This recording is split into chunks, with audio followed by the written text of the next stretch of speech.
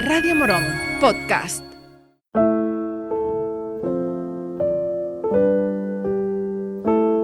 Este podcast especial es posible gracias a la Fundación Juan Macho Hernández.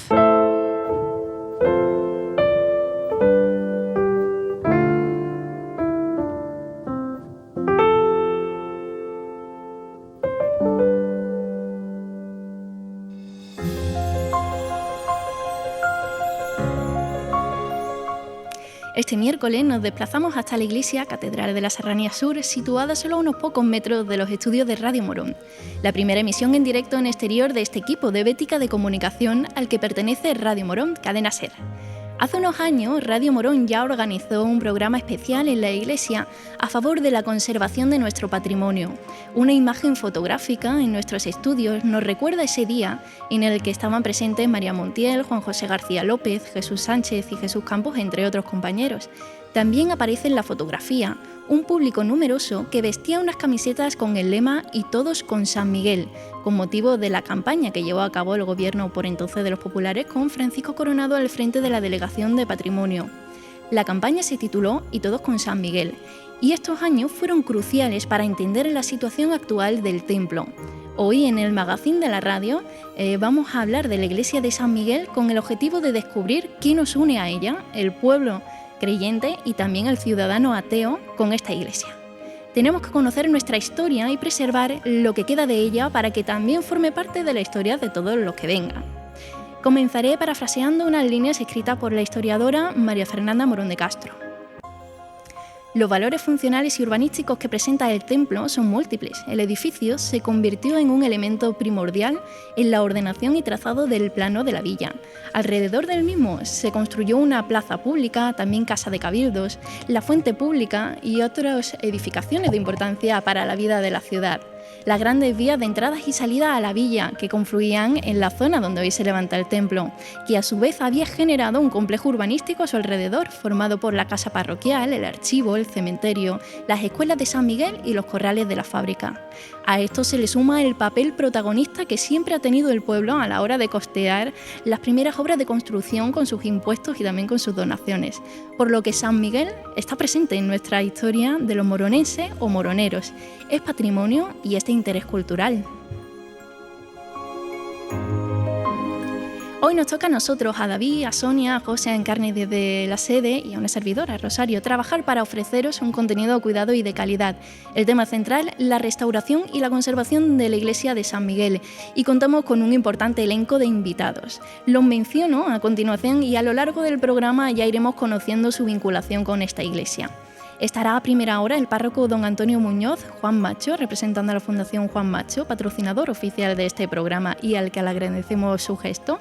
También estará el arquitecto Francisco Pinto y director de obras de la iglesia de San Miguel de Morón del proyecto de restauración y rehabilitación del templo de San Miguel de Morón.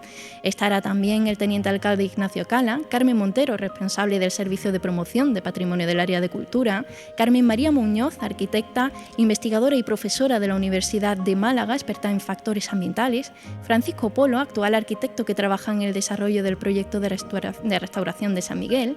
También estará don Alberto Benito, ecónomo de la Archidiócesis y portavoz autorizado en la materia. Y también una participación especial, la de María Fernanda Morón de Castro, doctora en Historia del Arte, y Germán Ramos, que es el antiguo técnico de turismo en el Ayuntamiento y miembro de la Asociación de Fieles de la Inmaculada. Cada uno de ellos va a poner en valor a este edificio desde sus conocimientos, como expertos en directo o con una intervención previamente ya grabada. Agradecemos, eso sí, a todos su interés y las facilidades que nos han dado. Así que comenzamos.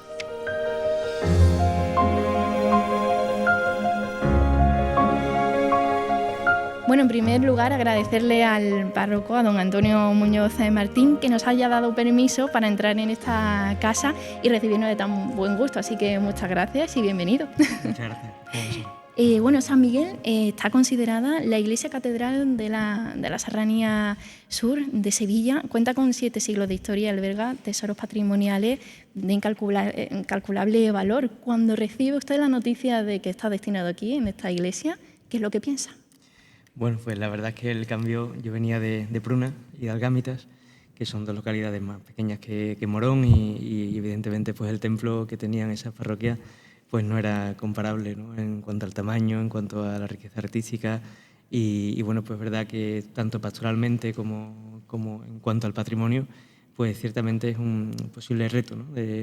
Cuando uno ve pues la grandeza de este templo y bueno, pues también pues el arte que conlleva y bueno, y también pues todo lo que las dificultades en cuanto a restauración, problemas, ¿no? Y de hecho, recién llegado ya había un proyecto aprobado que empezó al mes o a los 2 meses de ello llegar, ¿no? Había que ponerse las pilas, ¿no?, para Sí, sí, afrontar sí. todos estos retos. Inmediatamente. Y uno de los objetivos como párroco, entiendo, es acercar también a los ciudadanos a la iglesia, no dejar que se vacíe nunca. ¿Qué tipo de actividades y actos son los que se desarrollan en este templo? Bueno, principalmente son los actos litúrgicos, ¿no? Las misas que hay a diario y bueno, pues los sacramentos que hay, bautizos, funerales, bodas, también pues el culto propio de las hermandades que residen dentro de la parroquia, que son 3, más la Asociación de Fieles de la Inmaculada y la Asociación de San José. Y todo eso pues también junto con las catequesis, los cursillos prematrimoniales. Ahora, si Dios quiere, empezaremos pronto una cosa para matrimonios que bueno, pues también es necesaria, viendo la situación que hay. Y bueno, pues hay muchas cosas que se pueden ir haciendo pues, con la juventud también, ¿no? Tanto los jóvenes cofrades como los jóvenes universitarios y tal, que residen también en Morón y que bueno, pues también hay algunas actividades con ellos, ¿no?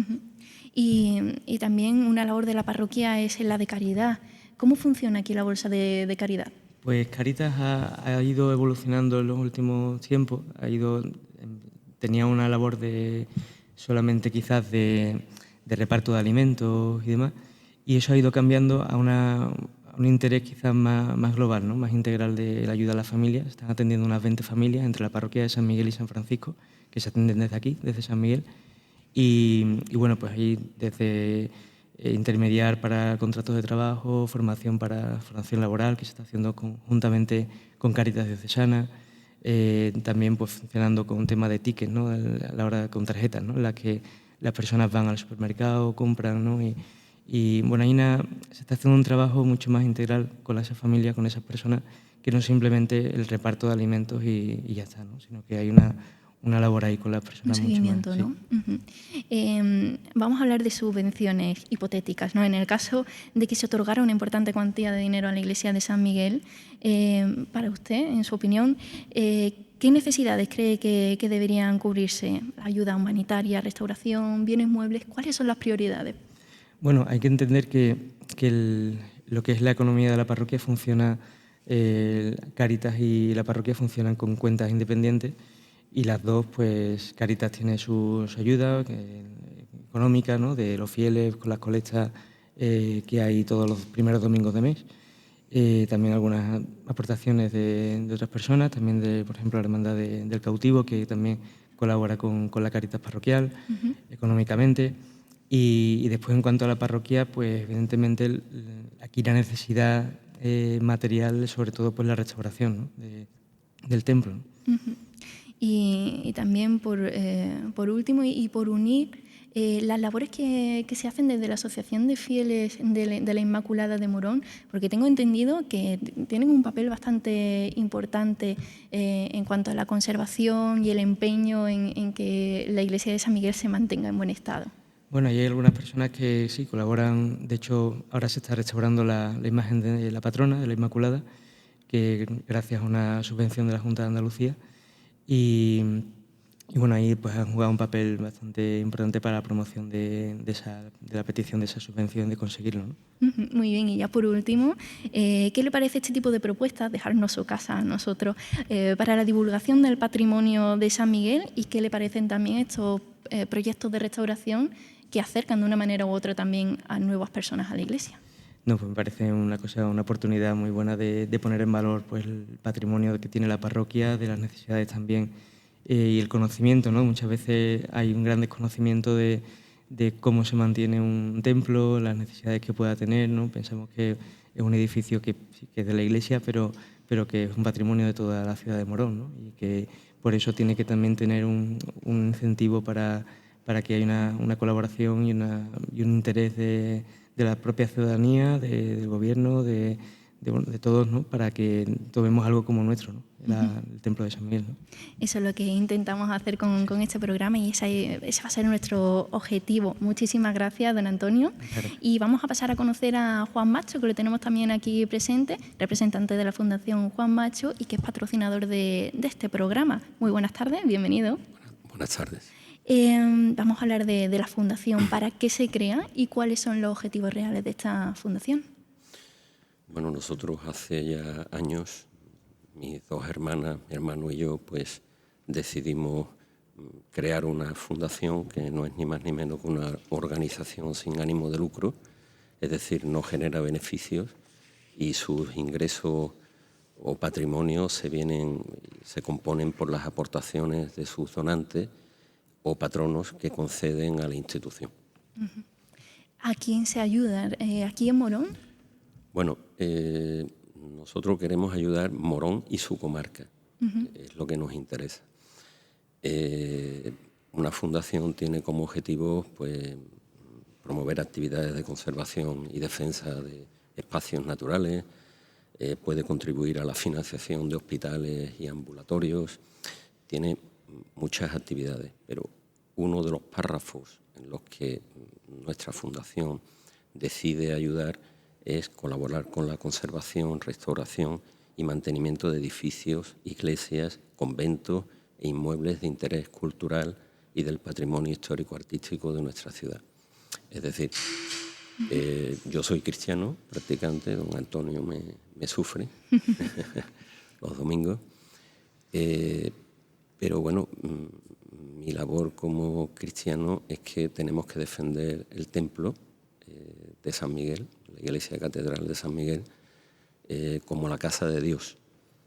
Pero también mi parte ciudadana, que tiene que defender el patrimonio histórico-artístico de Morón, pues tiene que pensar que San Miguel es un edificio que pertenece, como ya ha dicho don Antonio antes, a todos los moronenses, pero es que cualquier persona, cualquier ciudadano que venga de cualquier punto del mundo y pueda visitar esta iglesia, pues está disfrutando del edificio, con lo cual somos responsables todos de que el edificio se mantenga en pie. ¿Desde cuándo comienza a colaborar la Fundación con la conservación y restauración de San Miguel?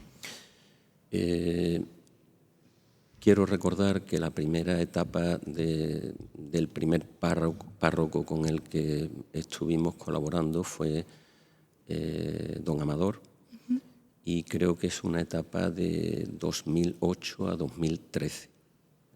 Nosotros en esa etapa me parece que pudimos llevar a cabo unos 35.000 euros de donación en la etapa de don Amador. Después llegó la etapa de don Pedro y creo que fue 2013-2018. Yo creo, Antonio, que tú llegas en el 18, el 17, vale. Pues entonces 2013-2017 y creo que aportamos unos 33.000 euros.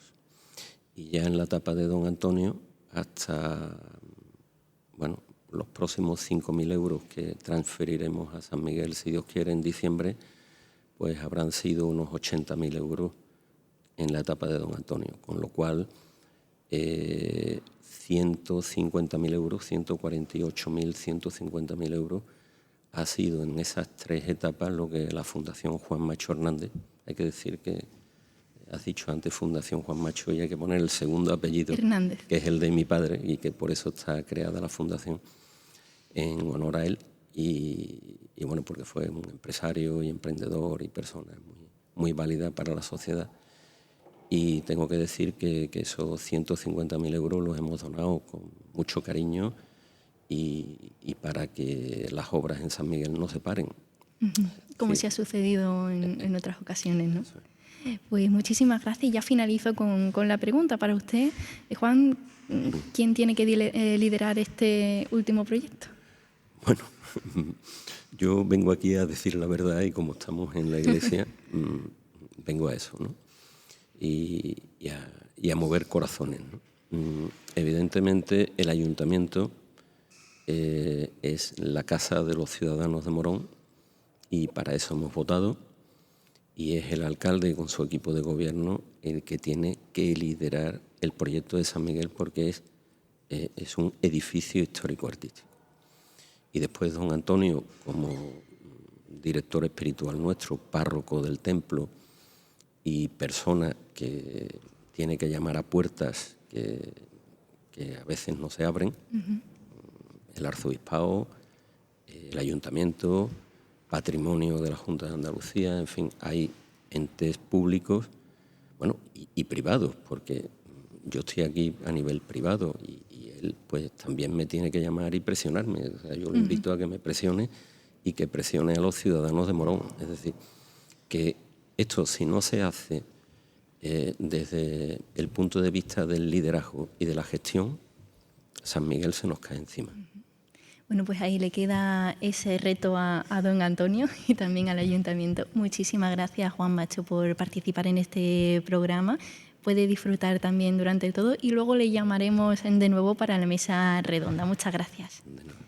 Y vamos a seguir después de esta primera ronda de entrevistas superada con otro invitado, pero en este caso lo ha hecho en diferido, es Germán Ramos, que nos ha preparado unas cápsulas para ir comprendiendo cuánto arte hay aquí dentro de nuestra iglesia. Así que vamos con esa primera.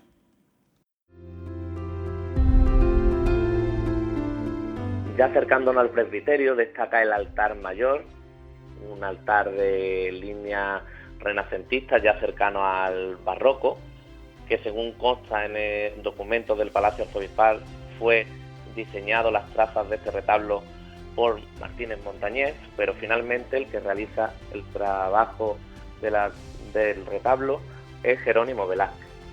De este retablo pues destaca lo que es la calle central.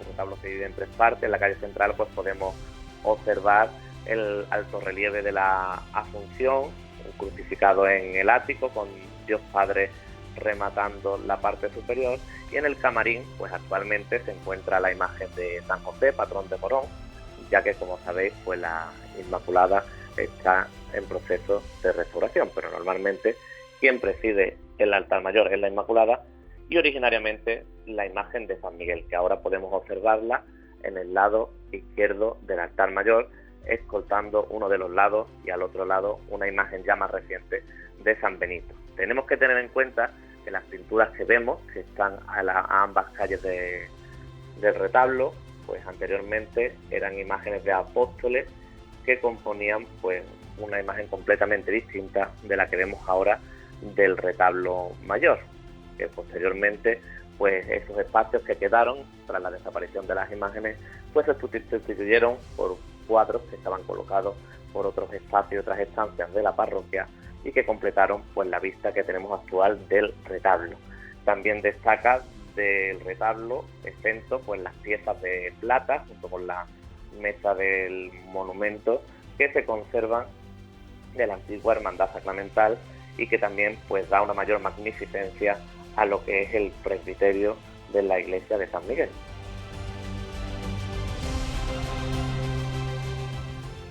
Pues 12:43 del mediodía, seguimos en este programa especial sobre San Miguel y ahora vamos con la entrevista a Francisco Pinto Puerto. Bienvenido a su casa, la que ha sido durante muchos años. Muchas gracias. Bueno, él es el arquitecto y también fue director del proyecto de restauración de la iglesia de San Miguel durante los últimos años. Francisco Pinto, junto a José María Guerrero, fueron los líderes, ¿no?, de este proyecto, que estuvo dividido en 6 fases, si no lo digo mal. Y Francisco tiene mucho que contarnos. Yo me he servido de artículos de la revista de Morón Cofrade, que la recomiendo porque tiene algunos datos que aporta que son significativos, liderada por Andrés Siles. Y bueno, había que restaurar la iglesia porque estaba deteriorada en distintas zonas, estaba apuntalada. Y no olvidemos que se estuvo construyendo durante muchos siglos, por lo que hay un mix de materiales, ¿no? Y también ha sufrido pues guerras, incendios y muchos deterioros, ¿no? La primera pregunta es cómo surge el desarrollo de un proyecto que ya estaba redactado en 2005 y que en 2007 fue aprobado, pero tengo entendido que las obras no comienzan hasta el 2012. ¿Quién o quiénes son los que impulsan este proyecto? Pues mira, está bien empezar por ese punto. La historia de esta última etapa de San Miguel, que es su historia de restauración, pues comienza en torno a 2005-2006. Había entonces dos trabajos fundamentales sobre San Miguel, el libro de María Fernanda Morón de Castro y la tesis de Juan Antonio Fernández Naranjo, que es arquitecto y director del área técnica de la Delegación de Cultura de Sevilla, de la Junta de Andalucía. Él es quien, de alguna manera, pone el pistoletazo de salida. En el año 2006 nos reúne para plantearnos la posibilidad de estudiar un plan de actuación. Entonces, lo que se hace en el 2005-2006 no es un proyecto en sí, sino un plan de dónde habría que intervenir y en qué orden y en función del grado de urgencia. Entonces eso se inicia con primeros trabajos de sondeo, de diagnóstico, de estudio, de conocimiento del edificio. A partir de ahí se hace una planificación a 10 o 15 años y donde se plantea en qué orden habría que actuar. Claro, eso se presenta, se hace como una planificación. Entonces había financiación por parte de la Junta de Andalucía con el concordato con la Iglesia y los primeros trabajos son promocionados por la propia Junta de Andalucía. Y van surgiendo en el transcurso de estos años pues distintos promotores que, como siempre pasa, cuando se hace un plan, se incumple. Y claro, se van de alguna manera aprovechando las oportunidades y poco a poco se van realizando las distintas fases. La primera que se hace, a pesar de que no era por donde había que empezar, es la Capilla de la Antigua y la Torre. Hubo ahí una posibilidad de financiación por parte de ProDetour, de la Diputación de Sevilla, que ponía financiación, porque, de nuevo, había personas en ProDetour, moronenses, que se preocupaban por su patrimonio y de alguna manera incentivaron esas primeras obras. Y claro, eso no era lo primero que estaba planificado, pero como era la oportunidad, había dinero, pues el plan siempre pues, tiene esa posibilidad de ir alternando pues, distintas actuaciones. Igual que pasó con esto, pasó con Sierra Sur, con la financiación que se produjo, y así se ha ido a lo largo pues, de todos estos años, prácticamente hasta el 2017, realizando distintas fases, con fases muy puntuales, muy concretas, siempre acompañadas de estudios previos, estudios arqueológicos, conocimiento del edificio, revisión de lo que ya se sabía y actuación por partes que eran de alguna manera homogéneas. Entonces, ese fue de alguna manera el inicio, el germen, fue esa planificación y la persona que creo que hay que agradecerle que iniciara esa actividad fue Juan Antonio Fernández Naranjo. Muy bien. Has hablado de subvenciones que se tenían que aprovechar porque venían en esos momentos, pero hay otras que no se han podido aprovechar porque algún documento llegó tarde la firma. Nos comentaban otros ciudadanos de Morón también implicados un poco en la conservación. Entonces, la siguiente pregunta era ¿de dónde vienen los fondos para estos trabajos? Pues los fondos han venido de muy diversos sitios. Como ya te comentaba, los primeros fondos vienen de la propia Junta de Andalucía. Ellos son los que plantean, primero financian el plan vamos a llamarlo plan director, aunque no es un plan director es mucho más complejo. Era un documento de planificación de trabajo. Posteriormente financian también una serie de exploraciones y de sondeos. Cuando ProDetour plantea que quiere financiar una intervención, el objetivo que para ello era que fuera algo que permitiera el uso público de la iglesia, que facilitara la visita turística o la visita cultural. Y entonces ellos plantearon pues, actuar en el interior de la torre, porque se podía habilitar la torre, que era impracticable prácticamente, para poder subir arriba, desde arriba tener unas vistas de Morón, hacer un pequeño museíto dentro de la torre, y claro, ese era el objetivo. La torre era uno de los objetivos secundarios, terciarios.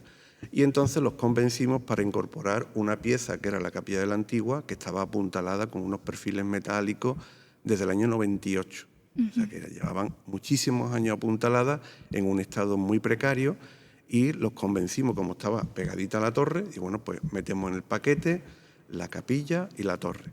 Y entonces la primera financiación fue de la propia Junta de Andalucía, de los estudios previos necesarios, estudios arqueológicos, estudios de análisis paramentales, documentales, etcétera, levantamientos de toda la planimetría necesaria, tanto de la capilla como de la torre.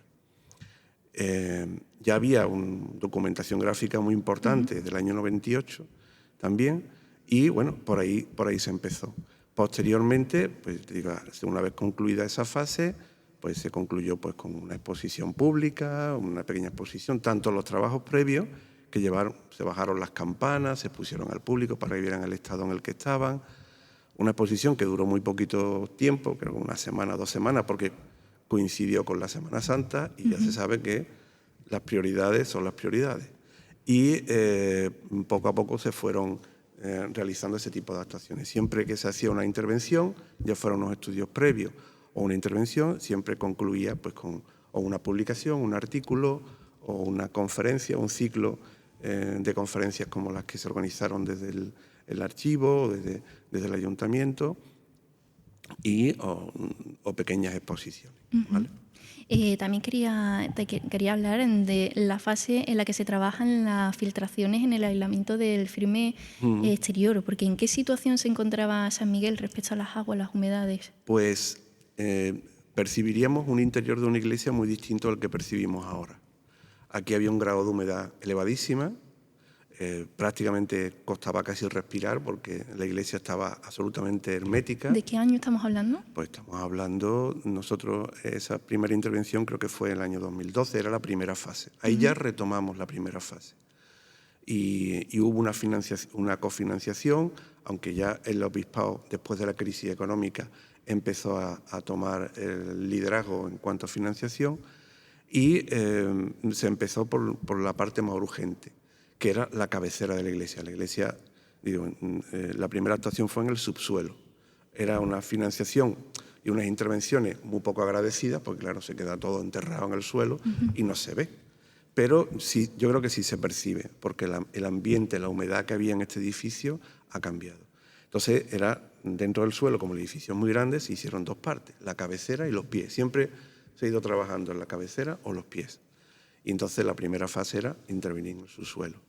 Decirte, por ejemplo, que el presbiterio, la reja no se podía abrir porque el suelo del presbiterio, delante del cual estamos ahora mismo haciendo esta entrevista, pues estaba abombado, o sea, era una montaña, tenía una elevación casi de 40 centímetros. El suelo se había hinchado, la crista era como una lavadora vieja, estaba llena de cal y tenía muchísimos problemas de filtraciones.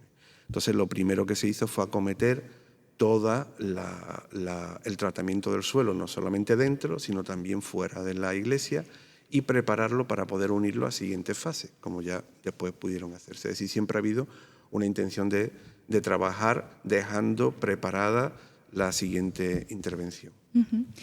Otra de las intervenciones, no sé si en 2017 o 2018, que es donde se publica un informe de la siguiente fase, es de unos refuerzos de madera en el forjado del siglo XVII, de la sacristía de San Miguel. Exactamente. Sí, una vez que se termina la primera fase esta que te comento, que lleva pues, el acabado de la solería, la mitad de la iglesia tenía la solería acabada y la otra mitad no, pues la siguiente intervención, que creo que la pagó Sierra Sur, pues fue la de la sacristía. ¿Vale? La sacristía también desde el año 98 estaba apuntalada, porque estaba el forjado flectado, entonces se arreglaron todos los pisos, había algunos que estaban en mejores condiciones y el otro fue pues, un refuerzo bastante importante que se hizo para también habilitar la sacristía como lugar no solamente de uso interno de la iglesia, sino también de uso público, es decir, lugar donde poner exposiciones y donde se pudiera difundir lo que se hace. Porque hay una clave fundamental en todo esto.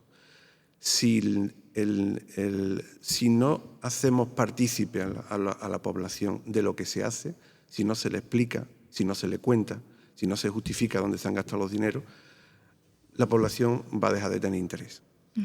Entonces, eso no puede hacerse fuera de la iglesia, eso hay que hacerlo dentro de la iglesia. Entonces, dejamos habilitada la tercera planta como un espacio de exposición donde no solamente se expuso lo que se hizo en esa fase, sino que también se pudiera exponer lo que se hicieron en las siguientes.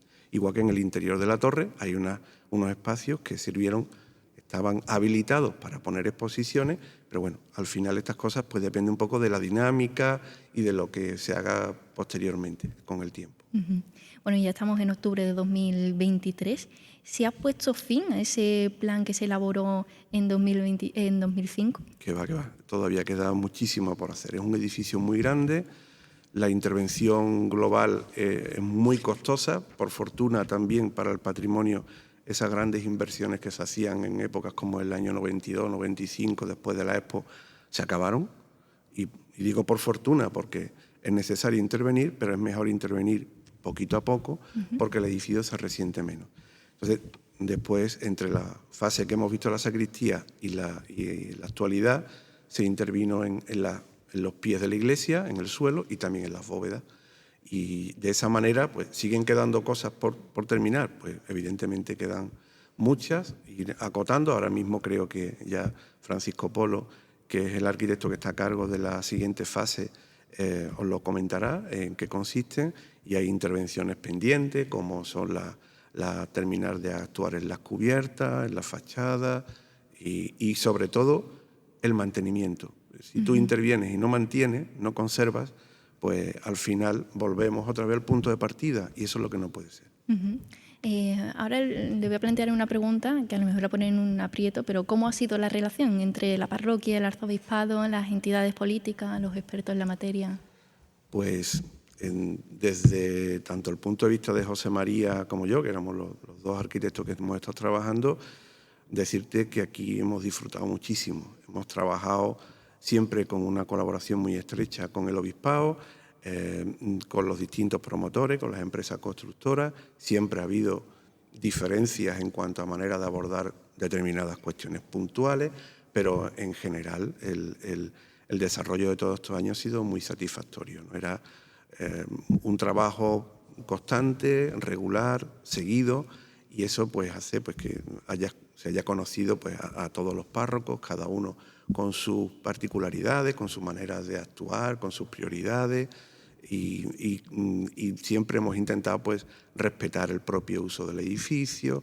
Luego creo que si no se hubiera podido hacer, hubiera sido imposible, o sea, porque no puede cerrar uno un edificio de esta envergadura hasta que no esté terminado, porque es que entonces el edificio, el culto se pierde, entonces el culto se ha mantenido, hemos tenido que conciliar la actividad litúrgica, la actividad social, pues con las distintas obras, lo cual no ha sido fácil.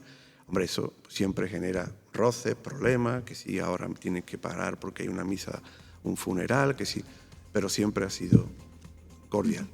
Muy bien, pues muchísimas gracias, Francisco Pinto, arquitecto, por participar en este programa, dejarlo todo muy claro y explicarnos todas estas cuestiones. Es la 1:08 del mediodía y seguimos en este magazine Hoy por Hoy Morón Especial, un programa que estamos realizando en el exterior, desde la iglesia de San Miguel Arcángel. Gracias a todos nuestros oyentes, también al público que nos acompaña hoy, al patrocinador oficial de este especial, Patrimonio y Conservación de la iglesia de San Miguel, la Fundación Juan Macho Hernández. En la primera hora hemos tenido unas conversaciones muy interesantes con el párroco, don Antonio, con Juan Macho, y también con el jefe de proyecto que fue de la restauración que se llevó a cabo hace unos años con el arquitecto Francisco Pinto. En esta segunda hora se suman Ignacio Cala, teniente de alcalde, Carmen Montero, de la Delegación de Cultura, y Francisco Polo, actual arquitecto responsable en la restauración del templo.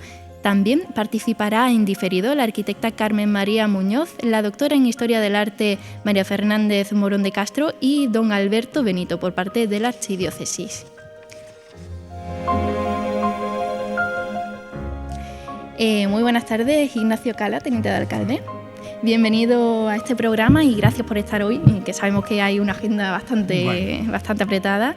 Espero que te esté resultando interesante el programa. Como delegado de Medio Ambiente y también como teniente de alcalde, por supuesto, es también interesante que escuche la entrevista que vamos a poner a continuación, porque ella habla de los factores ambientales, cómo pueden afectar a la conservación de nuestro patrimonio, ¿no?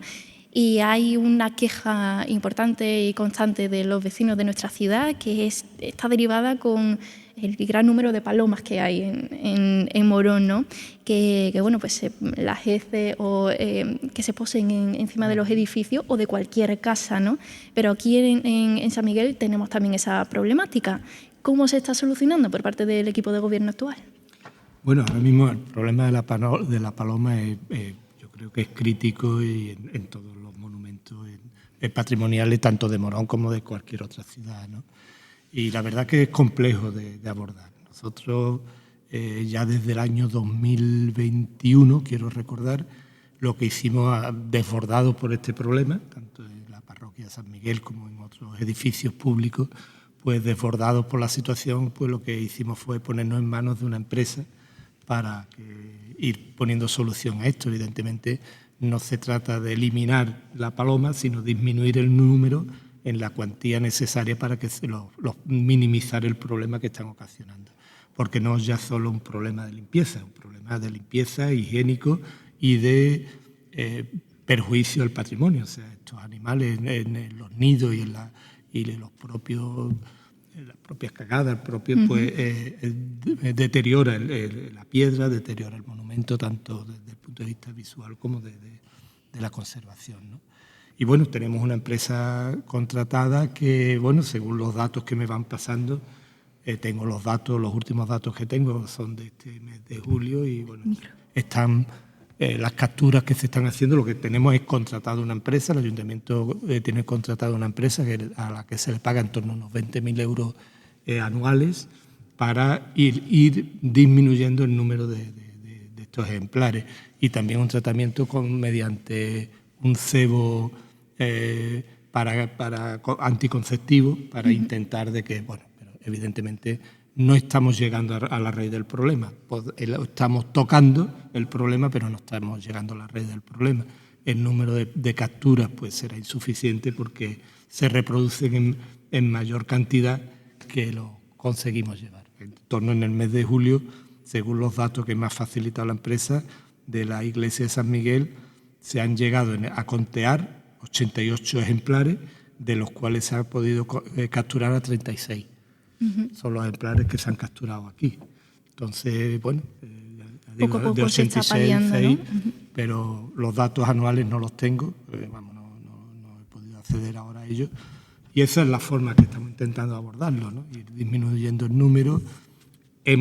Por otro punto de vista, ya las quejas de la ciudadanía eran enormes con el tema de la limpieza, de la suciedad que estaba provocando estos animales en el entorno de la parroquia de San Miguel, y le hemos dado instrucciones a la empresa que intensifique las labores de limpieza, de baldeo en toda la zona de San Miguel, ¿no? Y bueno, hasta ahí te puedo contar, ¿no? Muy bien. Bueno, y también le planteo otra pregunta. ¿Cómo ve el equipo de gobierno San Miguel el provecho que se le puede sacar dando a valer, ¿no?, tanto el patrimonio que tiene dentro o el edificio en tal? Porque San Miguel también es moronería, ¿no? Sí.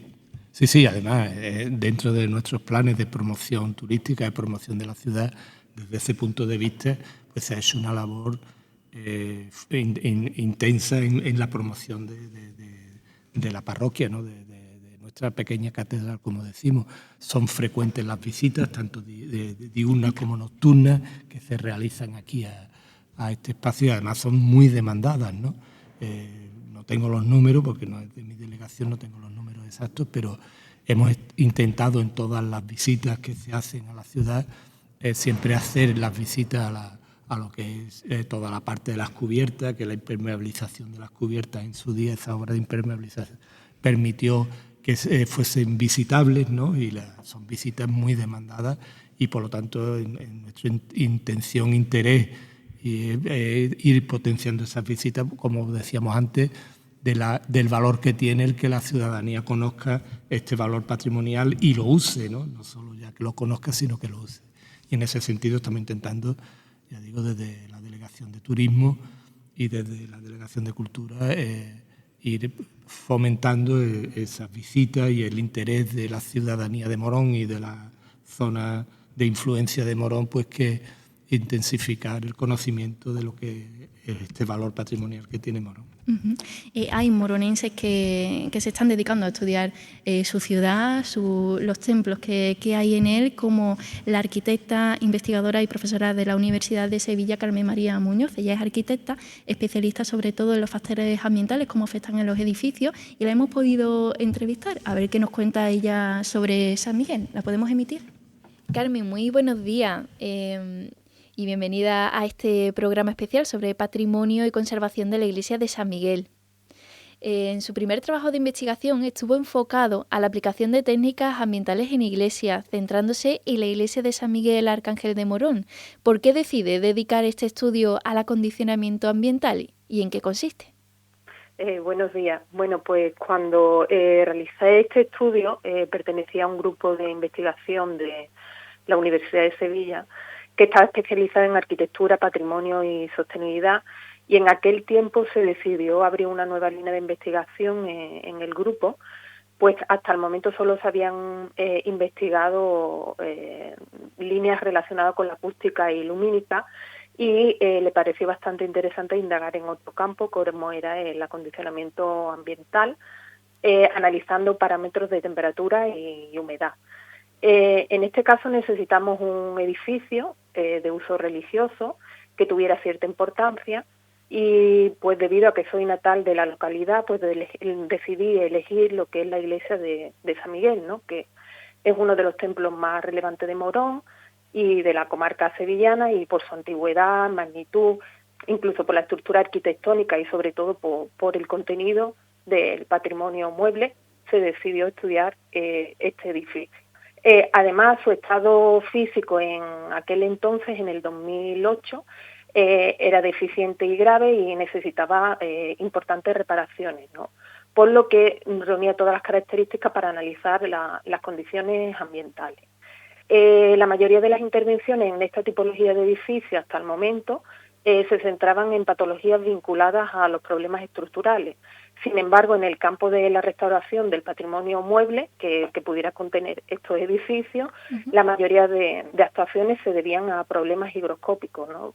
Relacionados con la variación de temperatura y la humedad.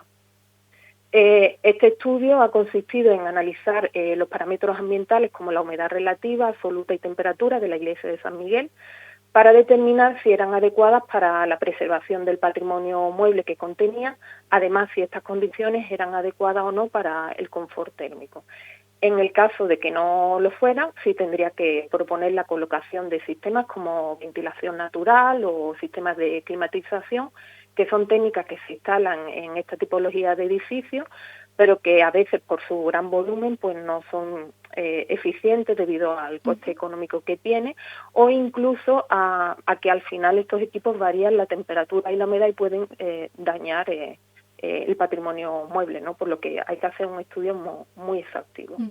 Esto está en relación a la siguiente pregunta, porque mi duda, ¿no? La acción humana y la disposición de los materiales con los que trabajamos, por ejemplo, los focos, los ventiladores, los puntos de electricidad en la iglesia, ¿podría afectar también en las características que presenta el edificio? Evidentemente que sí, ¿no? En primer lugar, se están adaptando estos espacios patrimoniales a nuevos usos, necesidades de hoy día, con las nuevas tecnologías que al final también tienen un impacto visual sobre el edificio, ¿no? Estos edificios están protegidos y en concreto pues la iglesia de San Miguel es DIC desde los años 70, ¿no? Por lo que todas las intervenciones no son posibles. No obstante, también debemos pensar que estos edificios deben adaptarse a las condiciones de confort y de preservación del patrimonio, sobre todo si queremos que se usen y si queremos conservar ese patrimonio, ¿no? Estos edificios han ido transformándose a lo largo de la historia según las nuevas necesidades y por lo tanto deben de adaptarse a los nuevos requerimientos de hoy día, ¿no? Porque el no hacerlo pues implicaría que podría dejar de usarse o no podría presentar las condiciones ambientales que al final no serían favorables para la conservación de ese patrimonio que hemos estado hablando. Carmen María, eres arquitecta especializada en condiciones ambientales, en espacios patrimoniales. Después de realizar este estudio, que fue uno de tus primeros proyectos de investigación, como conclusión, ¿qué medidas crees que habría que tomar para una buena conservación de este patrimonio? Bueno, pues un poco en primer lugar, ¿no?, huir de esos materiales que no son tradicionales, ¿no? Es decir, somos una ciudad de la cal, entonces en este sentido tenemos que fomentar el uso de material tradicional que es la cal, ¿no? Es un material próximo al lugar, está adaptado a la climatología de la zona y tiene un buen comportamiento a lo que hace que el edificio pueda transpirar, ¿no?, a ser poroso. Por lo tanto, mi primera recomendación es el uso de ese material, ¿no?, y huir del cemento, que ha sido la tendencia en estos últimos años, ¿no? Y otro factor importante de estos edificios es la ventilación, ¿no?, a poder ser natural y pasiva, ¿no?, simplemente por factores económicos y sostenibles, ¿no? El que estos edificios no estén ventilados pues genera como la tormenta perfecta para lo que es el ataque xilófago, ¿no?, de termitas y carcomas, y ese patrimonio mueble pues al final se acabe deteriorando, ¿no? Y por último, como recomendación, pues lo más importante será utilizar las nuevas tecnologías que se están aplicando en otros espacios similares, como la monitorización, pequeños equipos que no son muy costosos y permiten medir esas condiciones ambientales en el interior del edificio, ya sea de temperatura, humedad, CO2, y nos dan las pautas para proponer unas estrategias de actuación y de conservación del edificio. Perfecto, pues muchísimas gracias, Carmen María Muñoz González, arquitecta y también docente en la Escuela de Arquitectura de Málaga, por atendernos y participar en este programa especial sobre patrimonio y conservación de San Miguel. Muchísimas gracias. Muchas gracias a ti, Rosario. Bueno, pues ahí estaba esta entrevista en la que yo creo que hemos aprendido todos y que a lo mejor de alguna de estas técnicas nos va a hablar luego Francisco Polo, porque está su compañero también por aquí trabajando ahora en directo, ¿verdad? Ignacio, luego seguimos hablando, sobre todo porque antes lanzaron la propuesta o el reto de que este proyecto de restauración y de conservación lo tenía que liderar tanto el Ayuntamiento como también el líder de la parroquia, ¿no? Así que bueno, luego hablamos. Vamos a seguir con Carmen y con Francisco, y lo vamos a hilar también con otra entrevista que hemos grabado recientemente, en este caso a María Fernanda Morón de Castro, que ella es historiadora del arte, es también de Morón. No ha podido asistir, pero bueno, sí ha querido participar de esta forma, ¿no? Ella nos explica San Miguel, pero desde un punto de vista más humano, ¿no? Ella toca la historia, pero también nos toca a nosotros, porque nos dice por qué nos pertenece San Miguel, ¿no? Así que vamos a escucharla y luego ya conversamos entre todos. Ninguna obra fundamental ni de conjunto ha sido publicada sobre la iglesia de San Miguel Arcángel de Morón de la Frontera, salvo el libro que firma María Fernanda Morón de Castro, doctora en Historia del Arte por la Universidad de Sevilla.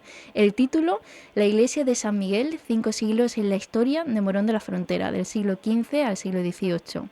Tras su lectura, he podido apreciar la capacidad que tiene la autora de contar la historia a través de un edificio. Podría decir que ha sido capaz de humanizar la piedra. En el libro se encuentra la historia del edificio de la iglesia de San Miguel, desde sus inicios hasta finales de los años 90 del pasado siglo, con datos específicos que se encontraban perdidos en el archivo o revista sobre Morón. Años de investigación que han dado lugar a una tesis doctoral de gran calidad. María Fernanda, gracias por querer ser partícipe de este programa especial y gracias por sus incesantes estudios sobre la ciudad que compartimos y de la que hace gala con su primer apellido. Muchísimas gracias y bienvenida. Muchas gracias a ustedes. Para mí es un honor que se me dé participación en este Día del Patrimonio que está dedicado especialmente a la Iglesia. Como bien dicen las conclusiones del libro, la iglesia de San Miguel se podría decir que es la obra pública más importante que tuvo la ciudad durante casi 5 siglos que duró su construcción. 5 siglos de construcción y de toda una tesis doctoral. ¿Cómo se podría resumir? Bueno, la verdad que la historia de la propia iglesia va paralela a la historia de Morón. Eso lo justifica el hecho que cuando empecé a investigar yo estaba trabajando en la Catedral de Sevilla y vi que en los archivos catedralicios venían muchísimas referencias a la iglesia, y cuando tuve que hacer la tesis doctoral, pues dije, bueno, pues voy a investigar. Por desgracia, los archivos de la propia iglesia se quemaron en el año 36, entonces no podía sacar los datos directos de los libros de cuenta, de los libros de fábrica. Entonces pensé hacerlo a través del Concejo de la Villa, por si en los actas capitulares que existían en el ayuntamiento podían darme información acerca de la construcción. Y fue un trabajo desde ese punto de vista revelador, porque pude ver cómo la villa de Morón se implicó totalmente, estaba implicada en la construcción de la iglesia. Y además tuvimos la suerte que el arzobispado contribuyó y envió aquí a los grandes maestros que trabajaron para la Catedral de Sevilla.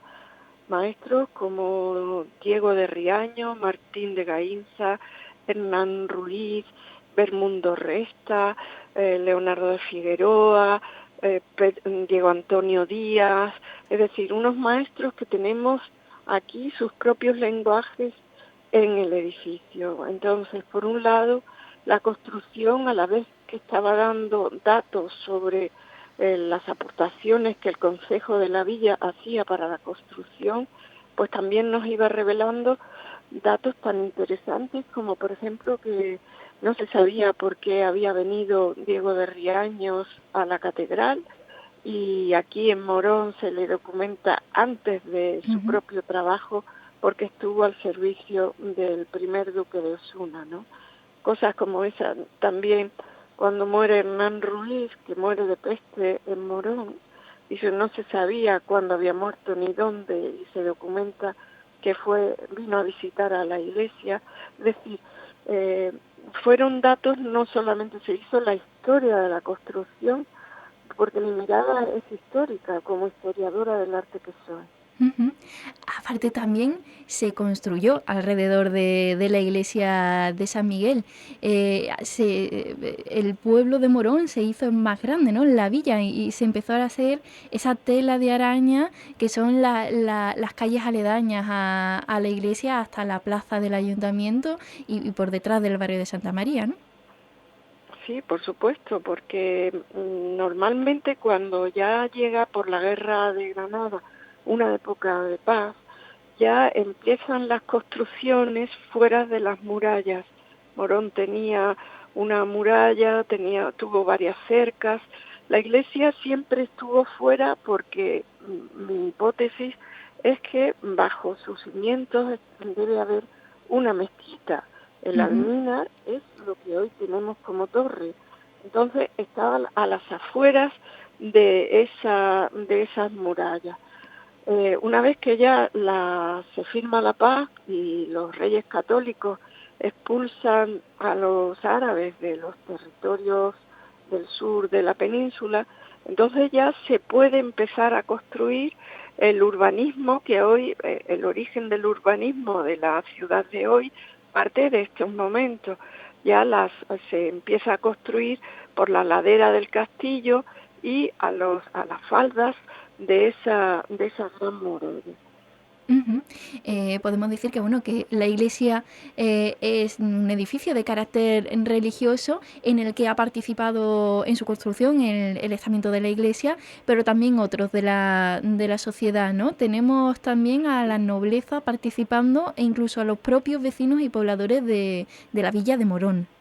Sí, como dices, la iglesia tenía como 3 patronazgos, ¿no? Por un lado era la propia iglesia, el arzobispado de Sevilla, que estaba obligado desde los tiempos de Fernando III a dotar a sus iglesias.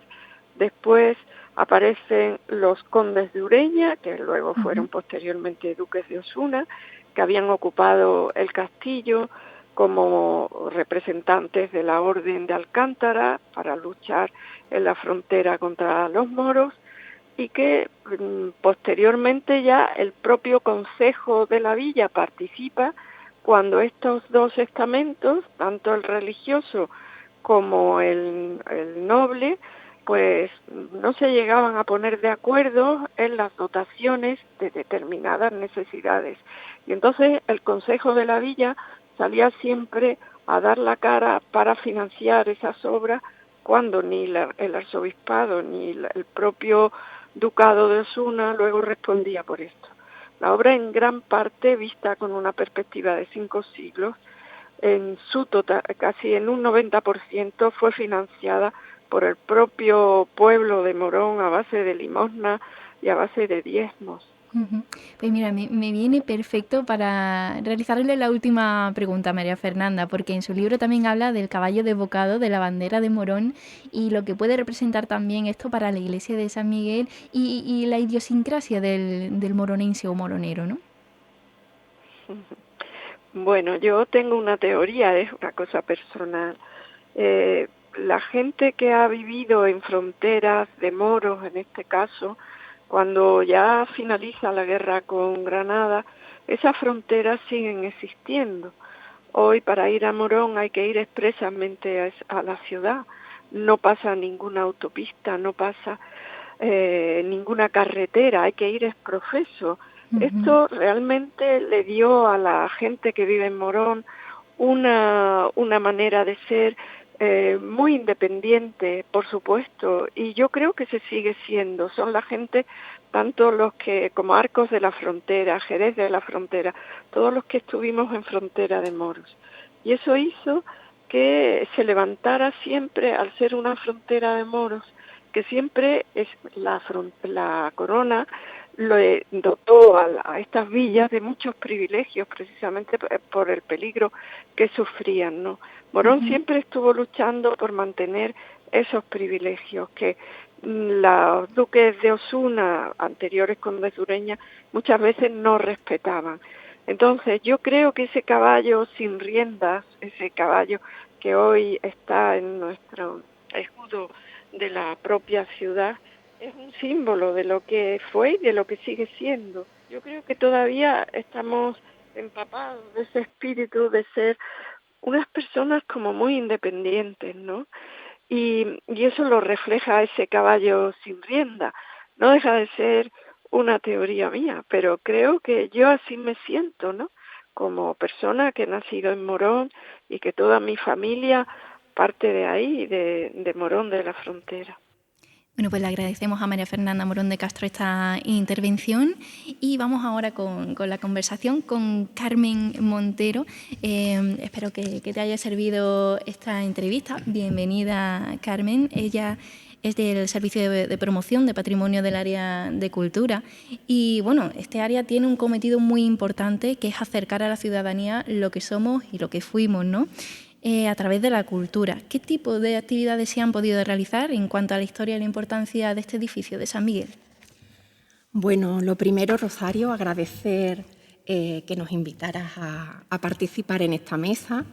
Y antes de hablar del Servicio de Promoción del Patrimonio dependiente del Área de Cultura, que es muy reciente, comienza en el 2017, es de justicia hablar de los grandes divulgadores del patrimonio, y hay que nombrar a nuestro querido cronista de la villa, Juan José García López, que ha hecho una actividad fundamental en la difusión de escolares, científicas, desde la radio, ¿no?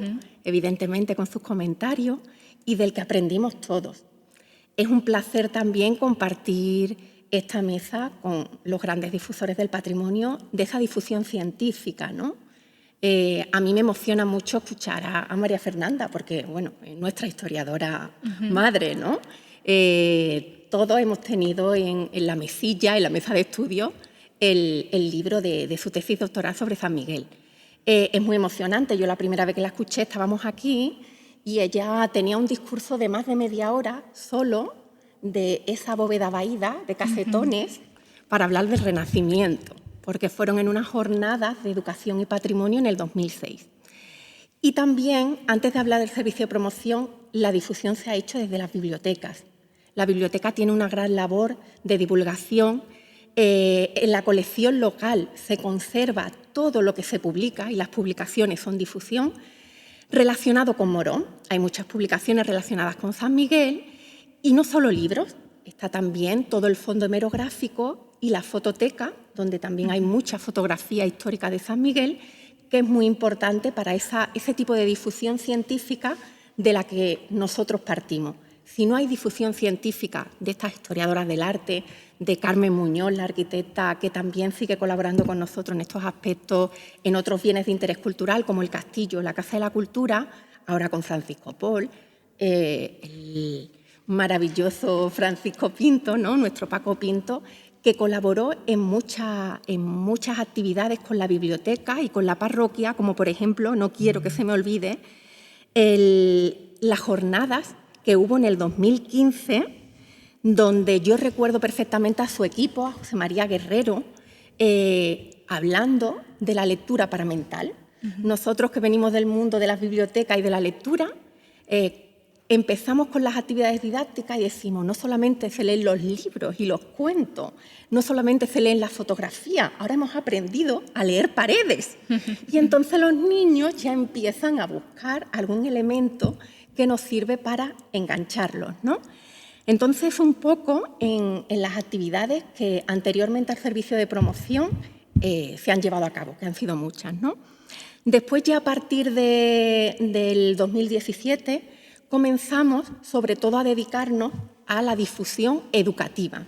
A mí me gusta llamarla didáctica porque no queremos encorsetarla con las actividades en los coles, que son importantísimas, sino es para cualquier persona que tenga una inquietud de aprender. Por una parte está el ocio cultural, el tema turístico del que hablaba Ignacio, los folletos turísticos, que también es una difusión que se ha hecho, hay varios folletos específicos de San Miguel, pero una parte muy importante para nosotros es la difusión didáctica. Y una de las actividades que hicimos en el 2018 fue una visita con pequeños, familiar, para enseñar el ciclo de la Navidad a través del arte. Entonces estuvimos en la Capilla Sacramental viendo algunos cuadros, la Anunciación, cuadros sobre los Reyes Magos, y todo este tipo de actividades es muy importante contar con profesionales que saben de educación, ¿no? Profesores de primaria, de infantil, que conocen muy bien los intereses de los alumnos, porque la educación es bidireccional. No se trata de hablar a los alumnos, a los peques, sino aprender de ellos. Yo recuerdo que para plantear esta actividad llevamos a varios niños, siempre tenemos a conejillos de India, a familiares, a primos, a sobrinos, y los llevamos al Museo de Bellas Artes para ver un Balli de los Reyes Magos. Bueno, pues de los 4 niños, 3 se fijaron en un cesto con huevo y la gallina. Entonces, eso nos da mucha información para, a la hora de trabajar la actividad, y a lo que realmente le interesan a los niños, ¿no?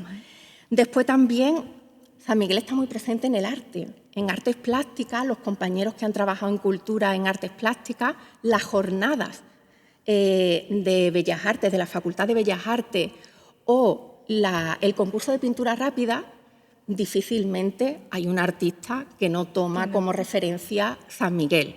El premio 2022 de Alfonso Buendía es una obra fantástica que forma parte de nuestra colección municipal, que es La Puerta del Evangelio, ¿no? Y ahora, desde el Centro de Interpretación del Territorio Abierto, que tiene su sede en la Casa de la Cultura, en el discurso expositivo también está presente San Miguel. Como ya ha dicho estupendamente María Fernanda, es que San Miguel es el centro de todo junto al castillo, ¿no? Entonces, nuestro discurso va en una evolución de lo que son los paisajes, desde el paisaje natural hasta el paisaje industrial. Y en la Edad Moderna, el paisaje de Morón es el paisaje de nuestras espadañas y el paisaje de nuestros campanarios, ¿no? Con lo cual es muy importante, y además está presente en un audiovisual donde participa Manuel García Fernández, un catedrático de Historia Medieval, que habla de la importancia de San Miguel en la Edad Media y de la interculturalidad que significa San Miguel en ese periodo y ahora. Bueno, Carmen, me parece fantástico todo lo que se ha ido llevando a cabo respecto a San Miguel por parte de Cultura, de la biblioteca. También gracias por recordar al cronista de la villa, Juan José García López. Para ti, ¿cuál sería el siguiente paso? Ya que estás tan sumergida en este asunto, ¿cuál sería el siguiente paso que te gustaría? Bueno, estamos trabajando desde el área de cultura mucho en los bienes de interés cultural que son de titularidad pública, el Castillo y la Casa de la Cultura.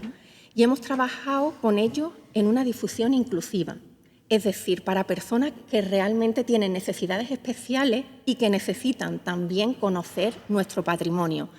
San Miguel también tenemos que empezar a trabajar en material didáctico, en audiovisuales, en otro tipo de piezas que permitan trabajar con este tipo de públicos. Muy bien, bueno, pues lo tenemos presente, esperamos noticias de que se haga realidad. Muchísimas gracias, Carmen Montero, por parte del área de Cultura. Muchas gracias. Y bueno, ya vamos a pasar a la siguiente entrevista con Francisco Polo, el arquitecto actual del proyecto de restauración de la iglesia de San Miguel. Él está aquí sentado junto a nosotros, pero su compañero anda trabajando por el edificio, ¿no? Muchísimas gracias a los dos por estar aquí. Bueno, has escuchado toda la historia de San Miguel, también qué es lo que hacen los moronenses, ¿no? Para también divulgar lo que hay dentro de esta iglesia. Usted ya lo conoce, ya lo ha estudiado. Y Francisco Pinto decía que, bueno, que esta restauración todavía no está terminada, que todavía faltan por hacer cosas. Ahora mismo, ¿qué es lo que se encontráis haciendo? Bueno, buenas tardes. Buenas tardes. Efectivamente, como bien has adelantado, pues queda mucho por hacer. Lo primero que quería dar las gracias es a la Archidiócesis por haber depositado la confianza en nuestro equipo para acometer uno de estos preciosos trabajos que uno siempre quiere desarrollar a lo largo de su ejercicio profesional, que ya es largo, ¿no? Agradecer igualmente también a mi compañero Francisco Pinto, arquitecto predecesor en las tareas de restauración y conservación de este templo y que tan magníficamente ha llevado a cabo hasta la fecha. Y sus facilidades dadas a nuestro equipo para trasladar el testigo, que por las cuestiones profesionales que ahora mismo le competen, pues no puede continuar desarrollando. Lo que preguntabas es sobre las tareas a desarrollar. Bueno, pues nos queda bastante, pero el hilo conductor es el mismo. Seguimos manteniéndonos con el plan de actuación que desarrolló Francisco Pinto y sus prioridades, ¿no? Después de los trabajos desarrollados, que siempre se priorizan a nivel estructural, o a nivel de riesgos para tanto la seguridad de las personas, en este caso los feligreses de la parroquia, y de los viandantes, de los moronenses que circundan la propia parroquia, pues después de acometer esas labores de seguridad, pues hay que seguir manteniendo la línea de ese hilo conductor para aperturar los espacios que en su momento fueron clausurados al acceso al público por precisamente problemas de desprendimiento. Ahora mismo nos encontramos inmersos en el trabajo de la capilla del Sagrario que tenemos a nuestras espaldas y que, bueno, es una joya, como una parte más de la joya que es el propio edificio, ¿no? Como bien has comentado, uno de nuestros compañeros se encuentra ahora mismo trabajando, es un técnico del FIUS, de la Fundación de Investigación de la Universidad de Sevilla. Como sabéis, este tipo de trabajos son trabajos pluridisciplinares en el que los arquitectos lo que nos encargamos es de ser coordinadores de un extenso equipo que controla todas las disciplinas. En este caso, pues se está desarrollando ahora mismo una toma de datos con un levantamiento de escáner 3D, tanto del interior de la capilla como de toda su estructura muraria, de la bóveda tabicada que lo cubre y de la cobertura de la armadura de madera de la cubierta y su entorno con el resto de la parroquia y con el entorno circundante exterior. ¿Con qué objeto? Con el objeto de diagnosticar cuáles son los problemas que ahora mismo han llevado a su cierre y, por supuesto, redactar el proyecto de conservación y de restauración. Muy bien. Hay mucha gente al tanto de esta obra. De hecho, bueno, yo disfruté una de las visitas guiadas que estaban promocionadas por Morón por Descubrir, una de las actividades sobre turismo, y nos llamaba muchísimo la atención esa capilla. No podíamos entrar, claro, porque está ahora mismo clausurada, pero pudimos entender el valor que hay dentro de esta capilla, ¿no? Francisco, usted ya tiene experiencia en este tipo de obras, ¿no? ¿En qué otros edificios similares ha podido trabajar? Pues bueno, precisamente yo aterrizo en este edificio por las experiencias similares, ¿no? En el tratamiento de la bóveda. Recientemente hemos hecho una intervención en Cazalla de la Sierra, en una iglesia, la iglesia de San Francisco, desacralizada en la actualidad, que se emplea como auditorio y que hemos hecho una intervención precisamente para estabilizar su bóveda de cañón con lunetos, que tiene una similitud con esta de San Miguel, a una mayor escala, pero recientemente parecida. También hemos intervenido en la iglesia de los Terceros, en Sevilla, donde se hizo la reconstrucción de una bóveda que colapsó en los años 60 del presente siglo, del siglo anterior, y que se reconstruyó por el procedimiento tradicional del siglo XVII, en ese caso una bóveda encamonada. Aquí tenemos una bóveda tabicada. También hemos trabajado y seguimos trabajando ahora mismo en paralelo en otras iglesias de características similares y también propiedad de la archidiócesis, en Utrera, en la iglesia de Santiago, en la iglesia de Santa María de la Mesa. Son dos iglesias también bien de interés cultural y que, al igual que la iglesia de los Terceros, pues tenían patologías similares. Por ahí es por donde vamos a empezar, que es en el tratamiento de la bóveda, en su consolidación, en su estabilización estructural y en la recuperación y asentamiento de lo que es la decoración artística de la yesería, pues para que todo el público, lógicamente, pueda disfrutar de su observación. También el público es muy impaciente. ¿Sabemos cuándo se han empezado? ¿Cuándo se prevé finalizar estas obras? Bueno, se empezaron hace aproximadamente un mes y medio lo que son el inicio de los trabajos de toma de datos. En esta serie de trabajos no hay que tener prisa, hay que ser quirúrgico, porque no podemos actuar matando moscas a cañonazos. Decían algunos compañeros que nos anteceden en el cargo que no hay que arreglar la rueda de madera, hay que saber dónde poner el clavo para que la rueda que existe siga funcionando. Pues es este el caso. No se trata de actuar de una manera muy potente, sino quirúrgica. Hemos detectado que los problemas que tiene la cobertura de la capilla son relativamente fáciles de subsanar con una actuación delicada. Cosa que sería mucho más compleja si desmontásemos y tratáramos de forma integral. Por esa línea nos vamos a decantar, por la actuación quirúrgica y por la de además optimizar los recursos que, como habéis comentado muy bien en las intervenciones anteriores, pues son muy escasos. Los arquitectos, también he dicho que somos coordinadores de equipos pluridisciplinares, forman parte de ese equipo ya los mecenas, las instituciones públicas, las privadas, los propietarios del templo, los que la explotan, los que la mantienen y los que le dan vida. Pues somos responsables los arquitectos de darle su sitio y optimizar los recursos que cada uno de ellos ponen encima de la mesa. Sería irresponsable por nuestra parte desaprovechar esos recursos en una zona del templo cuando hay otras muchas zonas que lo están pidiendo a gritos. Muy bien, bueno, pues buena reflexión. Muchísimas gracias, Francisco Polo. Y vamos a enlazarlo ahora con otra cápsula de explicaciones de Germán Ramos, de la curiosidad en este caso sobre la capilla sacramental. Justo al lado del altar mayor, una de las zonas más nobles de la iglesia de San Miguel, es la capilla sacramental. Actualmente no está en uso, ya que necesita una intervención en los techos, que esperemos pues que próximamente pueda volver a lucir y a utilizarse como uno de los espacios principales de la iglesia.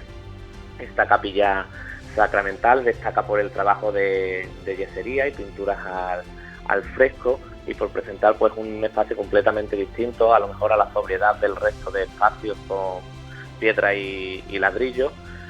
Y también pues destaca su magnífico retablo, un retablo que realiza Leiva en el siglo XVIII y en el que utiliza pues diferentes elementos ornamentales relacionados con la Eucaristía.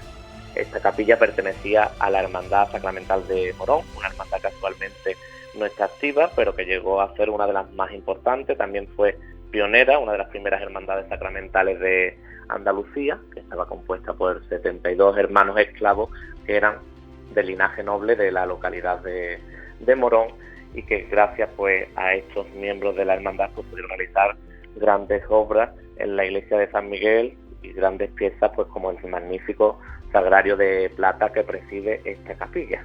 tampoco nos podemos olvidar de la antigua custodia profesional del Corpus, desaparecida en la Guerra Civil, que era la más alta de España. Con respecto a este sagrario, pues destacar que es de plata de ley, realizado por Laureano de Pina, y está considerado uno de los más grandes de la cristiandad. Además, pues contando con un trabajo de repujado espectacular, unas piezas exentas que dan una composición y un resultado magistral, y es una de las piezas pues más interesantes que tenemos en el interior de la iglesia de San Miguel. También en esta capilla pues podemos observar un mausoleo dedicado a María del Rosario Villalón, una miembro de la familia Villalón de los marqueses de Pilares, que falleció muy joven y fue enterrada en este espacio privilegiado de la iglesia de San Miguel. Muestra una curiosidad, un milagro también se podría llamar, en el que una de las damas que escolta el mausoleo, el dedo gordo del pie pues presenta un color de la carne frente al blanco del mármol que compone todo el conjunto, y es que esta dama, María Rosario Villalón, pues falleció por gangrena. Poco antes de morir le amputaron ese dedo, y es una curiosidad pues que también esté presente en el propio mausoleo y se desconoce cómo ocurrió, por lo que es una de las leyendas o misterios que encierra también la iglesia de San Miguel. Y ya entramos en el último tramo de este magazine especial, son las 2 menos 10 de la tarde. Y bueno, ahora están sentados en esta mesa junto a mí Juan Macho, de la Fundación Juan Macho Hernández, también está el párroco don Antonio y el teniente de alcalde Ignacio Cala. Vamos a escuchar entre todos también otra participación, en este caso también en diferido, de don Alberto Benito. Él es ecónomo de la Archidiócesis y portavoz autorizado en la materia, con la asistencia de los departamentos correspondientes de Patrimonio y Conservación, que nos hacía llegar este mensaje sobre el tema de las restauraciones. La posición del Arzobispado con respecto a la importancia de la conservación de la iglesia de San Miguel se demuestra sobre todo en el importante esfuerzo económico que ha tenido que hacer durante estos últimos años. La Archidiócesis de Sevilla ha invertido más de 1 millón de euros en estos últimos años, lo que supone prácticamente 1/3 del total del presupuesto anual de la diócesis. Todavía queda cerca de 500.000 de euros adicionales para terminar fachadas y algún elemento de la cubierta, y bueno, la diócesis sigue muy interesada en que avancen estas obras y se den por finalizadas. Los desafíos específicos que afronta ahora mismo el Arzobispado en la conservación de edificios históricos en Morón, como la iglesia de San Miguel, bueno, pues fundamentalmente es la escasez de recursos y las ilimitadas necesidades que se tienen. Solamente en Morón, además de San Miguel, tenemos la iglesia de San Francisco, la Victoria y la Merced. Necesitaríamos ahora mismo algún tipo de ayuda, porque con los recursos exclusivos de la diócesis o de lo que pueden aportar las parroquias de Morón es imposible afrontar estas necesidades. Para la Merced hemos dotado este año un presupuesto de 150.000 euros que esperamos sirvan para hacer alguna de la rehabilitación que se necesita. Tenemos todavía pendiente también rehabilitar una parte de la Victoria, y queda todavía por lo menos 500.000 de euros para poder terminar toda la rehabilitación de San Miguel. Y también nos respondía a otra pregunta: ¿cómo se asegura el Arzobispado de la financiación continua para la restauración y mantenimiento a lo largo del tiempo? La Archidiócesis de Sevilla asegura la financiación de la restauración y rehabilitación de sus templos y sus bienes inmuebles a lo largo del tiempo, fundamentalmente a través de 3 vías principales. La primera, que es la principal, supone 3/4 partes del total, es los ingresos que provienen de la visita turística de la catedral. Esto genera anualmente alrededor de unos 3 millones de euros. Otra parte importante, alrededor de un 15%, proviene de las propias parroquias y comunidades parroquiales, hermandades en algunos casos, que bien con recursos propios, las menos de las veces, o a través de financiación externa de entidades financieras, se comprometen con esta ayuda para poder rehabilitar su templo o su inmueble. Y la última parte de esta financiación proviene de ayudas públicas directas casi siempre de ayuntamientos que están comprometidos con los bienes histórico-artísticos de su pueblo y localidad, y que ven también una forma de fomentar después el turismo local, y creen que este apoyo revierte luego en la propia economía de la localidad. Bueno, pues esta vez le damos las gracias a don Alberto Benito por participar también. Nos ha aportado algunos datos interesantes, aparte de dónde viene el dinero de la Iglesia, ¿no? que nos interesa a todos también. Pues, por ejemplo, las actuaciones que están haciendo aquí en Morón, no solo en San Miguel, sino en otras iglesias, que no podemos olvidar que San Miguel forma parte de nuestro patrimonio, pero también las otras iglesias y otros edificios monumentales de nuestra ciudad, ¿no? De Morón. Os voy a pedir una reflexión final sobre todo el programa a cada uno de ellos, pero a ver si lo podéis hacer en torno a la pregunta de cómo pueden actuar los tres ámbitos, tanto iglesia como entidades privadas o personas y entidades públicas, y por otra parte el ayuntamiento. ¿Pueden empezar si quiere Ignacio Cala? Sí, bueno, aquí lo evidente tiene que haber este tipo de iniciativas que coordinen a las distintas partes, ¿no? Que por un lado lo que es la administración pública, local, provincial, regional, con la propiedad, que es el arzobispado, fundaciones públicas y pues la sociedad civil, ¿no? Estos son los mecanismos que hay que articular. Evidentemente, el protagonismo tiene que venir de la propiedad, de la propiedad como el arzobispado, que se ve que ya está redactando este proyecto, este análisis de cuál es la situación ahora mismo, dónde hay que intervenir, y en función de eso ir buscando los recursos, ¿no? Yo ya sé que el alcalde se ha prestado a la Fundación y al arzobispado, creo que también, a colaborar en esta nueva iniciativa que se haga ahora para el proceso en el que se va a trabajar ahora, ¿no? Y bueno, hasta ahí puedo decir. Es verdad que los recursos de los ayuntamientos, hay quienes pueden dedicar más recursos y otros menos. En nuestro caso, pues los recursos no estamos tan bollantes, por decirlo así claramente, no disponemos de grandes recursos, pero sí estamos dispuestos a mecanismos de colaboración donde podamos aportar aquello que se pueda. Es verdad que hubo tiempos en los que se podía acudir con más facilidad a subvenciones que te permitían intervenir en patrimonio que no fuese propiedad municipal. Últimamente, todo lo que está viniendo de parte de administraciones a las cuales podemos acceder a mecanismos de subvención nos limitan mucho a intervenciones en las propiedades municipales. Por eso nos estamos centrando mucho en la Casa de la Cultura o en el castillo, ¿no? Porque nos limitan mucho a que las intervenciones sean en bienes de titularidad pública, en este caso del ayuntamiento, de titularidad municipal. Pero por nuestra parte, yo sé que ya el alcalde está comprometido con este nuevo proceso que se abre ahora, y bueno, reiterar y repetir aquí pues esa disponibilidad del ayuntamiento a colaborar en la medida que podamos con recursos económicos y con la concienciación que esto requiera, ¿no? Muy bien, muchas gracias, Ignacio Cala. También me gustaría saber lo que opina Juan Macho, de la Fundación Juan Macho Hernández. Bueno, pues han intervenido todos estupendamente, gente muy técnica y muy preparada. Agradeceros también a la cadena SER, a Sonia, todo este programa que estáis haciendo. Yo le pediría a Ignacio que no dejara de intervenir con las palomas, que las palomas y las aves, no sé si son estorninos, unas aves negras, que hay miles por todo Morón, pero que yo no te voy a decir, Ignacio, que haya que exterminarlas. Que se nos pueden meter ecologistas, animalistas y todos a meterse con nosotros, pero evidentemente están haciendo un daño irreparable, y eso hay que buscar una solución. Y después, con respecto a la financiación, nos tenemos que alinear todos, es decir, desde don Antonio como párroco, el ayuntamiento, el alcalde debería de haber estado aquí hoy.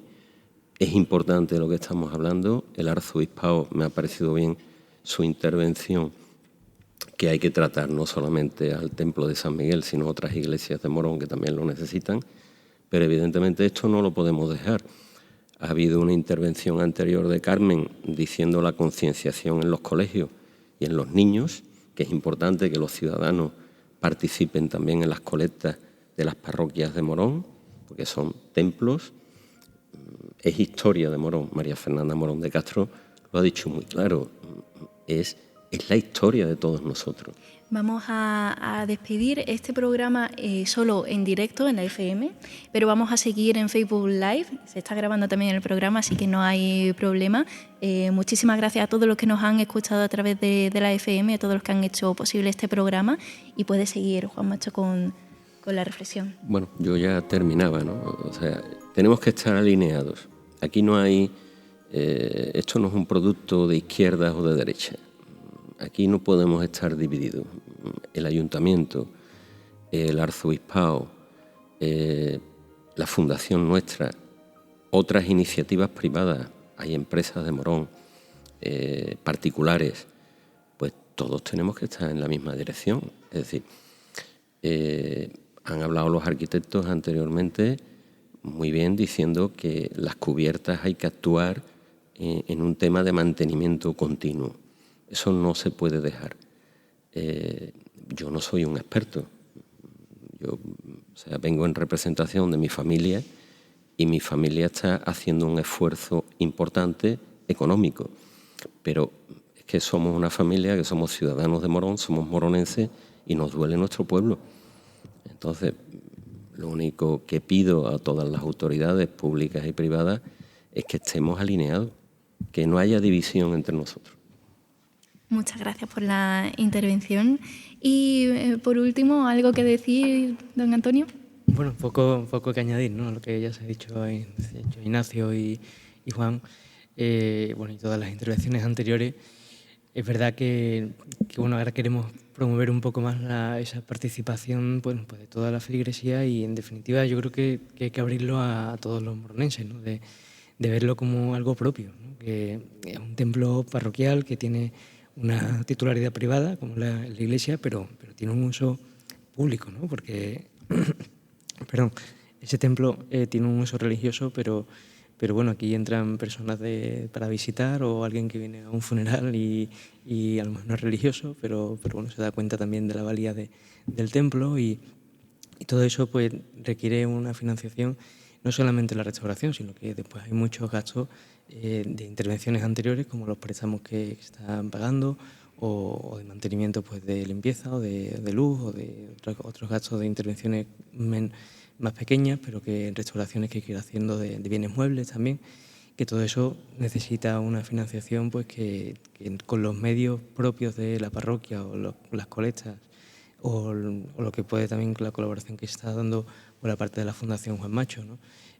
Pues se podría llegar más, ¿no? Si hubiera una financiación o una colaboración de muchas personas de ámbito privado, particular y evidentemente pues también por parte del gobierno de nuestro pueblo y de otras empresas o particulares que pudieran colaborar, ¿no? Porque todo lo que se puede hacer es poco, ¿no? Hace poco hemos hecho una velada, ¿no? Con la participación de las hermandades y de la parroquia y bueno, pues que se ha podido sacar algo también para poder contribuir a esas necesidades materiales y económicas de la parroquia, ¿no? Pues muchísimas gracias también al párroco, a don Antonio, por estar aquí, prestarnos su casa y esta reflexión, ¿no?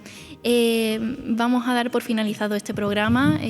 Para mí ha sido fantástico poder participar en mi primer programa en exterior, que también hay que decirlo, gracias también a todo el equipo técnico de la radio.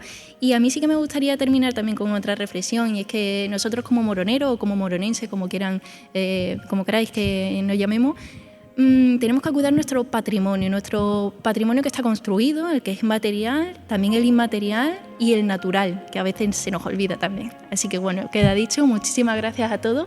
Esto se puede escuchar a través de Spotify en breve, cuando ya lo tengamos todo hilado, también en el Facebook Live con imagen y sonido, y se ha podido escuchar en la 87.9 de la FM. Muchas gracias y nos escuchamos el viernes, que mañana es fiesta.